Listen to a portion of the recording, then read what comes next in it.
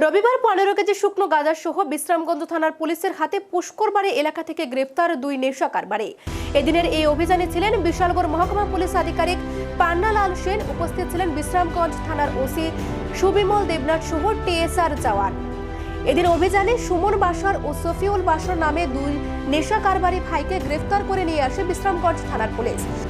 তাদের বিরুদ্ধে এনডিপিএস আইনে একটি মামলা গ্রহণ করেছে বিশ্রামগঞ্জ থানার পুলিশ। অভিযুক্তদের আগামী দিন অর্থাৎ সোমবারে মহকুমা আদালতে সোপর্দ করবে বলে জানান এক আধিকারিক। তিনি আরও জানান, বিশ্রামগঞ্জ থানার পুলিশ যখন অভিযান চালায় তখন অভিযুক্তের বাড়ির একাধিক সদস্যরা পুলিশের উপর আক্রমণ করার চেষ্টা করে। পুলিশ সমস্ত বাধা উপেক্ষা করে গাঁজা সহ 2 নেশা কারবারিকে গ্রেফতার করে নিয়ে আসেন।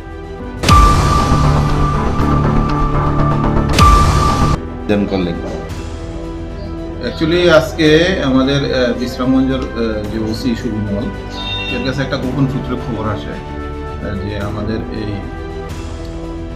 এটাকে ধরে পুষ্করবাড়ি থেকে আমাদের এসপি অফিসে যাওয়ার মাঝখানে যে জায়গাটা, এখানে সুমন বাসার বাবার নাম হয়েছে মুসলিম মিয়া, ওর বাড়ির ভেতরে কিছু গাঁজা স্টোর আছে। অ্যাকর্ডিংলি সে এই ইনফরমেশনটাকে রেকর্ড করে সে আমাকে ইন্টিমেশন দিয়েছে। ইন্টিমেশন দিয়ে আমার থেকে সে পারমিশন নিয়েছে। পারমিশন নিয়ে সে ওইখানে গেছে। ওখানে যাওয়ার পরে ওই বাড়ির ভেতরে 2টা বস্তার ভেতরে অনুমান 15 কেজির মতো সেমি ড্রাই, পুরোটা সম্পূর্ণ ড্রাই না, একটু ভিজা ভিজা আছে, সেমি ড্রাই 15 কেজির মতো আপনার গাঁজা পাওয়া হয়েছে। আর এই গাঁজাগুলি যখন আমরা রিকভারি করতে গিয়ে সেটা তাদের বাড়ির ফ্যামিলি মেম্বার্সরা কিছু পুলিশের সাথে ধস্তাধস্তি করছে।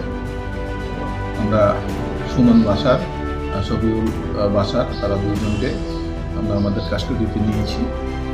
এই ব্যাপারে আমরা স্পেসিফিক কেস রেজিস্টার করতেছি। স্যার, তাদের বিরুদ্ধে কি আগে কোনো এনডিপিএস মামলা রয়েছে? হ্যাঁ, এই সুমন বাসার সে একটা এই সফিউল বাসার সে এডিক্টেড প্লাস ড্রাগের যে ব্রাউন সুগারের ট্যাবলেট কোটা এগুলি সে তার বিরুদ্ধে এরকম রিপোর্ট ছিল অতীতেও। তার বিরুদ্ধে তাকে 2বার আমরা ধরছি এবং 2টা স্পেসিফিক এটার বাজার মূল্য প্রায় 1 লাখ 1.5 লাখ টাকার মতো।